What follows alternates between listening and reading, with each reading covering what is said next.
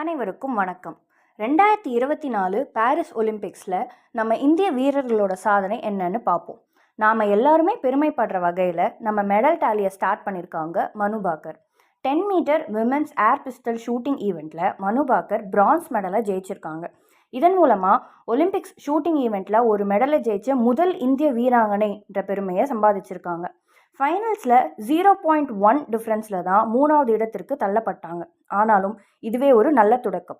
இதன் தொடர்ச்சியாக இன்னைக்கு மிக்சட் டீம் ஷூட்டிங் ஈவெண்ட்லையும் மனு பாக்கர் மற்றும் சரப்ஜோத் சிங் கொரியாவை வீழ்த்தி பிரான்ஸ் மெடலை ஜெயிச்சிருக்காங்க. இதன் மூலமாக ஒரே ஒலிம்பிக்ஸில் 2 மெடல் ஜெயிச்ச முதல் இந்தியர் அப்படின்ற சிறப்பை பெற்று வரலாற்று படைச்சிருக்காங்க. இப்போ பார்த்தோன்னா இந்தியாவோட மெடல் டேலியில் 2ஆக உயர்ந்திருக்கு.